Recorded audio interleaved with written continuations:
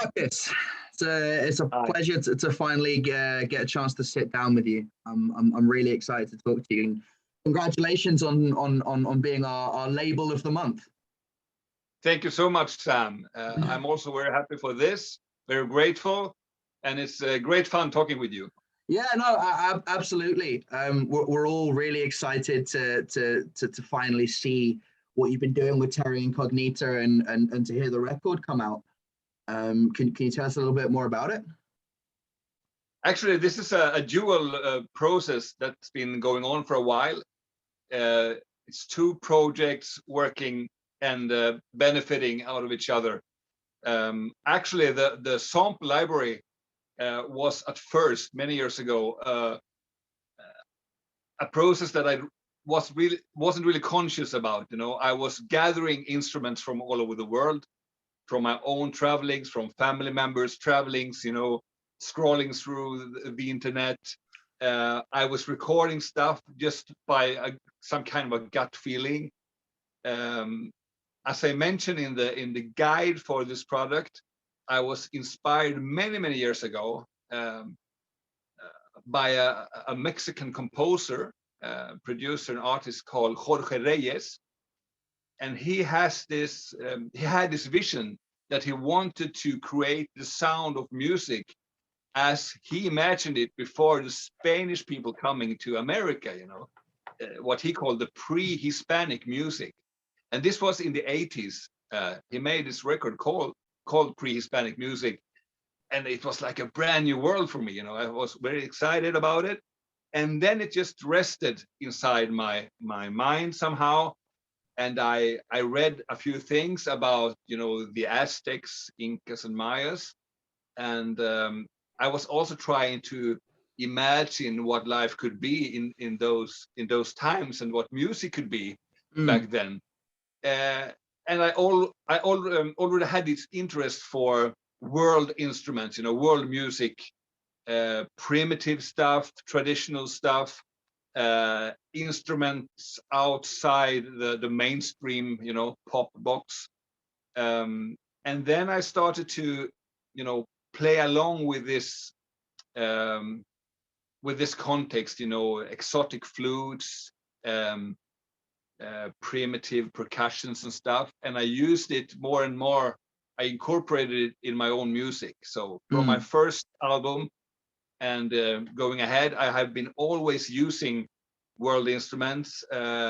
Even though I use synthesizers and modern stuff too, I have always had this kind of passion for more original emotions and I don't know really how to put it out in words, but it's like a feeling of being elsewhere, you know. It's like a feeling of being in another time and place. And I had this vision of capturing it both in an album that is coming up soon, being released next year in January, and then it's this sample library, and they have been, you know, fertilizing each other. So when I started to record stuff for the album, I noticed that these sounds could be used for samples, you know. And then when I had some samples, I thought I can use this for a new song. So for a few years now, these two projects have been going on in parallel. So that's incredible. You know, do you obviously with your own Hispanic heritage, do you feel a kind of quite a special connection to these instruments and the kind of time period? Actually, I do, and as I mentioned in the fantastic manual that our colleague Ross has put together for us, I mentioned that I'm not trying to make any kind of historical statement here. I don't consider myself, you know, possessing any kind of knowledge about ancient civilizations or stuff like that. I just, you know, get inspired from it. I have been using this kind of sounds to get into a special mood. You know, I lost the track here. What was your question? You need to. It was the question was, do you feel a special connection to this? Yeah. To this, given your own Hispanic heritage. Yeah. Okay. So we make a little edit. Um, and also, I think that, you know, having a Spanish descent, I have a mixed feeling about what has been going on in history. I'm not I'm not putting these aspects into the project, but inside me, I have this feeling that what was this world before, you know, my people came to visit it and explore it. Some people did good stuff over there. Some people did less good stuff. For example, I have a song on the album called "The Conquistador's Heart," and it's a struggle, you know, between the religious stuff coming from Spain and the love for this new kind of paradise world, you know. So the song starts with a rainforest context with many of these sounds from Terra Incgonita, and then, you know, this action scene is coming with the, you know, choirs singing in a religious way, and rhythms coming in, and a Spanish guitar and all that kind of stuff. So it's within me, I have this sense of I'm a bit keen to know what this world could have been like, and I also feel a little bit responsible for things that happen, you know, somehow. And I want to treat this with a very big heart and respect, because I think it's sad that we don't know more about these very highly cultivated civilizations. And I think the music that Jorge Reyes put out, even if we don't know if it makes sense historically or not, but at least he was brought up with this kinds of instruments during his childhood. So he knows more. He knew more about this than I do. But I want to know the qualities and the sensation of that world musically. And this is what I try in my simple and humble way to create, both in my album and in the sample library. Yeah, that's awesome. That's really cool. You know, you talk a lot about emotion and the emotion that you're, on the one hand, the emotion you're trying to instill in the listener, and in the producer with these libraries, but also the emotions you had in hearing, you know, these instruments and these recordings. You know, is that kind of why you got into sound engineering in the first instance, is as a way to kind of portray emotion? Well, you're talking to a Spaniard. Everything in my life is passion. You know, when I find a new interesting instrument somehow, it's like starting a relationship. For example, the other day I bought my first duduk, which is a reed instrument from Armenia. You've heard it in Western music also, like for example in the soundtrack to the film Gladiator. They use it a lot. It's very emotional, and you can use it to get this kind of, you know, Middle Eastern feeling. And I connected with it instantly. I never played it before. I'm not very much into reed instruments. I have a saxophone that is used in Terra Incgonita. I just started to play. And this is also the thing with many of my instruments, that if I can't relate to them, I can still push it and learn something, but it doesn't turn out so well. So I try to be very passionate and emotional with my stuff. Both when I work with other musicians, artists, as a producer, with my own stuff, and when I create sample libraries for other people to use, I try to put in so much heart I can, and I do it my own way. So if we talk about taste, for example, if I'm going to make a library, I'm not going to do it the way it should be done. I want to be very upfront with this, you know. I do it the way I like it. So when you reach out for one of my products, it will be a sound world that I feel very satisfied with. I feel, you know, in peace with myself doing it. And I hope this is something that, you know, spreads and can be used in your music as well. Yeah, no, absolutely. You know, something I find really interesting about people that are as creative as yourself, is finding out what inspires you. And whether that's in music or outside of music, what makes you sit up and listen? What about the duduk, for example, or another instrument in your library made you kind of sit up and go, that's cool, I want that? Yeah. That's a very interesting question, Sam, and I think that might be the key to everything I do musically, because if I'm not touched by it, nothing will happen. So it's very hard to put it out in wording. I know that, for example, the famous producer Quincy Jones, he is famous for saying that when you're, for example, mixing a track and you think you're almost done, you're supposed to leave it and you should let God go through the room. And I think, I'm not going to be very spiritual here, but I think that we have several dimensions in life. Some dimensions are very here and now, everyday life, schemes, times, money, relationships, everyday work. But then there are other dimensions that we are not capable of controlling, thank God. And these dimensions are like remote controls, they can really make things happen in your life, and you can also attract them to you if you have a vision, And these instruments and songs and everything that comes to me, I have this feeling that they are addressed to me because I have been dreaming about them, And I forgot to answer your question before, how I got started. I'm a self-taught musician and producer and composer.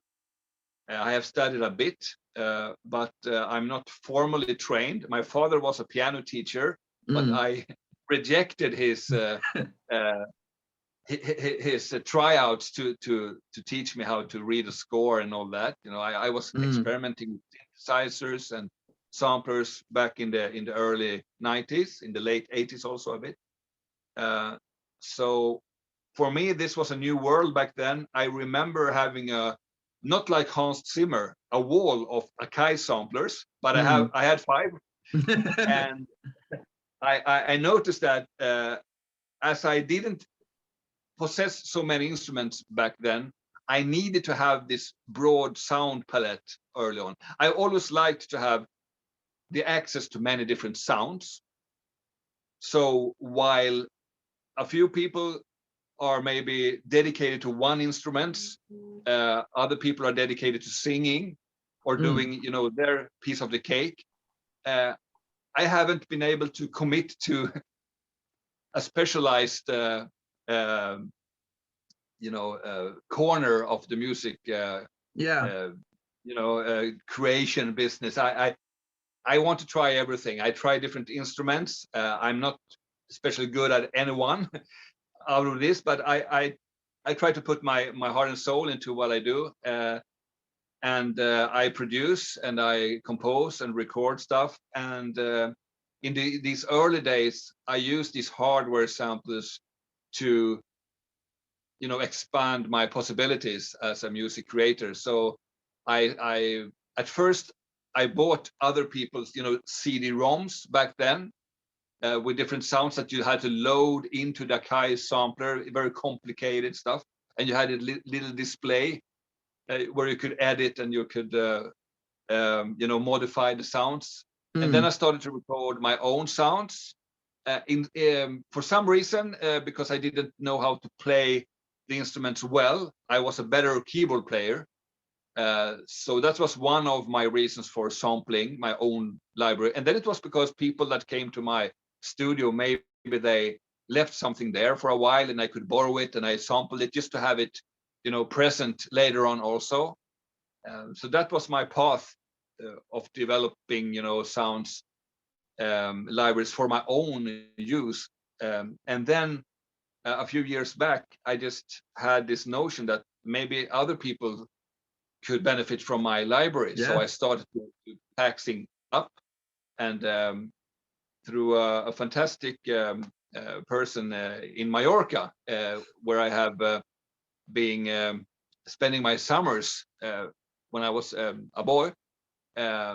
there's a guy, he calls himself Waves Factory, and he actually has his production in the same village that we have our summer house. Oh, fantastic. Yeah, it's we have it not in the village but outside, but I was like, hey, this guy is doing this stuff close to where I was in my childhood summers. So I contacted him and I asked him, this is my stuff, what should I do with it? And he actually was the reason for me to get in contact with Glyn. He talked about sampleism, and when I contacted Glyn, it ended up on Kontakt Hub, and we made this graphic user interface that has been used on many of my products, just to keep it simple. And then things started to happen, and now I have a few products going on, and this latest one, Terra Incgonita, is by far my biggest and my most ambitious one. And here we are now. So things have just been happening, by passion and interest. Yeah. No, absolutely. There's so much there that I kind of want to talk to you about. I don't imagine if I asked you every question I had, we'd be here for hours. But I like it. The first thing I pick out from that is the level of collaboration it took to get to where you are. You mentioned about how when you were growing up, you had these Akai samplers. They had to load CD-ROMs into it. It was somewhat difficult in comparison to today to get these kind of samples. Yeah. Do you think that do you think that the way sampling and the level of access that we have to these instruments has changed, has made it, a better time to be in sound production and sound engineering, or do you think that the challenge kind of separated the wheat from the chaff, as it were? Yeah. Well, it's a very good question, Sam, and I think that I want to be quite polite when I say this, but I'm very happy with me having the opportunity to be there from the start. Because what I'm noticing is that today we have all these possibilities, and everyone is called to the business, and some will fit, others won't. But I think what is changing is maybe the ability for creating stuff that really connects. Because back in the days, it was very expensive to make sample libraries. You had to make, you had to hire a studio, you had to make these CD-ROMs. It was like, there were quite big releases, and you had to make a big marketing and so on. Now with the internet, everyone is connected in a different way, so it's easier to reach out. But what they did back then, and it's a philosophy that I have tried to keep in mind, is that they were very selective about what was put out. So many of these older sample libraries, if you take apart, if you don't consider the technical issues so much and just listen to the musical quality of stuff, it's sometimes huge. I mean, there are sample libraries I can go back to. I have put them now in my Kontakt folder that I have been translated old Akai libraries to modern times usage, and I'm still blown away by the quality and how fun it is to play them on the keyboard. Because many times now I think that when you look at a new product, it's marketed out of with the aspects of how many gigabytes, how many mic positions, how nice the GUI looks and all that. But what I'm interested in as a user is how can these sounds benefit me in my music creation? How fun is it to play? What happens in my melodic mind when I play this or that product? That is what kicks me off. Yeah, no, 100%. Quality over quantity. Yeah. Do you think that's a kind of a philosophy you live by? Well, others need to decide that, but my intention is, whenever I find a new sound or instrument that I have ideas about, I'm always thinking, how does it feel to use it? Is it fun? Can I reach out with it? Would I use it? So many of the things I create are actually, they're actually for me first and foremost, because it's like my sign, my stamp. If it doesn't pass through me and gets me excited, I won't let it through. Yeah, 100%, 100%. We then obviously went into the pandemic. Many countries around the world went into lockdowns or variations of. Many public, areas closed, music studios inclusive. I know in Sweden things were done a little bit differently. Yeah. How do you think that has influenced bedroom composers, bedroom producers? Because nobody could go to a studio anymore. And whether you have these instruments or not, you were forced to be at home or in a home studio. Yeah. Do you think that the pandemic has seen somewhat of a resurgence of indie developers and bedroom rock stars? Well, actually, I couldn't speak for other people, but what has reached me is that the pandemic, with all the respect for people who has died and suffered, I think has made something with us humans. For one part, maybe environmental aspects, many people staying at home, the air is getting cleaner. We have learned that we could meet digitally instead of moving around the country in the cars and stuff like that. I have seen an increase in my sales of products. So I think people are using their bedroom studios more. I think maybe the creativity in people's homes has elevated. I think that people just had to use whatever they had at hand to be able to get something out, to have a reason for living during this pandemic times. This was my situation. I can be a bit private and tell the followers here that I have a health issue. I have only one lung because a sickness I had when I was 20 years old.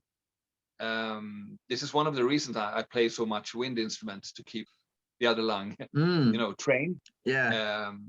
So I had to stay very much hidden during the pandemic, because if I had this infection, it will be very bad for me to handle it. So I used this time to compose, to create, and to make, to finalize this sample library.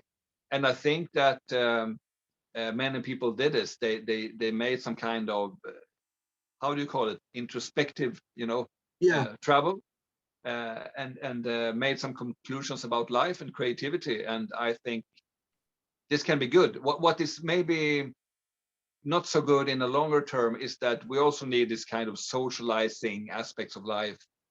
And what I have really been missing is working with other people. Usually I produce a few records a year with other people's music, and I play together with other people, and this is totally being hidden away from me and many of us. So I miss that part, but I think many people have created more maybe during these years.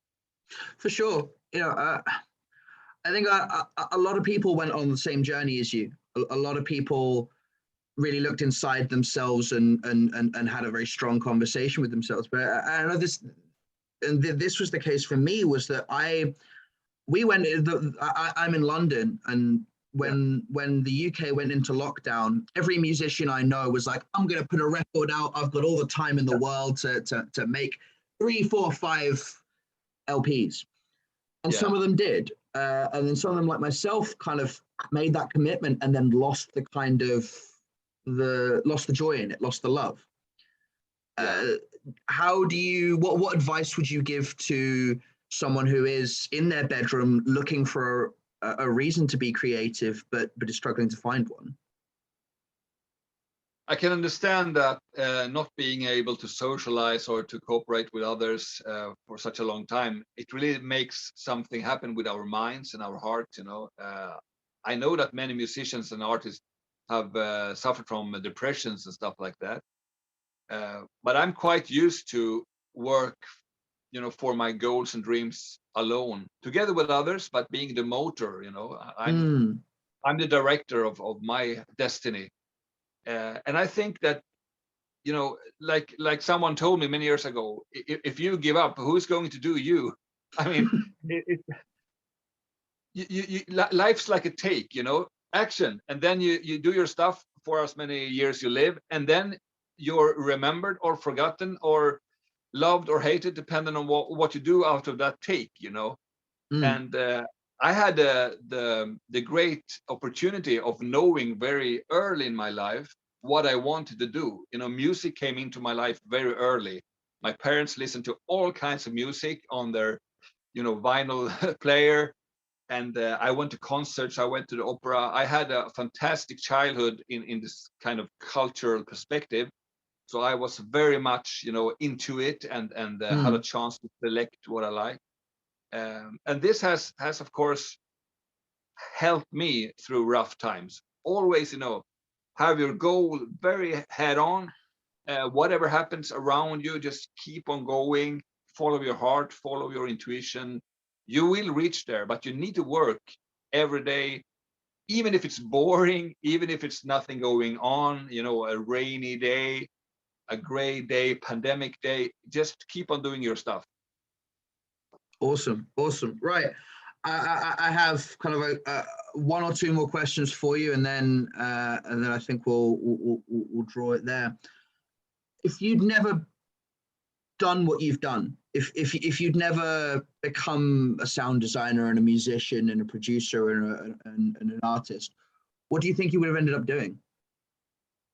Lying 6 feet under. Fair enough. I don't want to be dramatic about it, but I have been giving that a thought.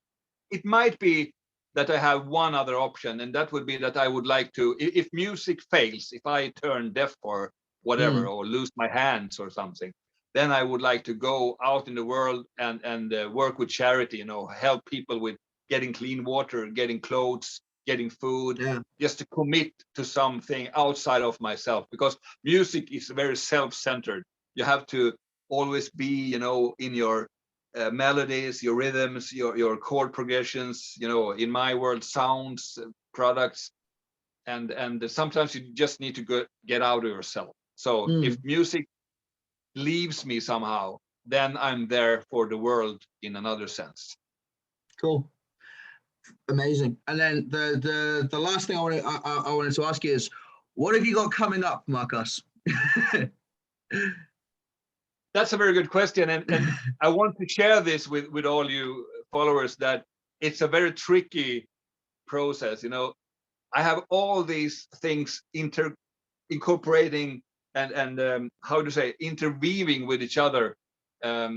It's very hard to know what will come up next. I can say for sure that Terra Incgonita is a product that will keep on expanding. I already have ordered some new instruments, and I have some recordings scheduled for the version 2 that will come out later. So I will keep developing this world. I think that I might have some percussion products coming up. I also have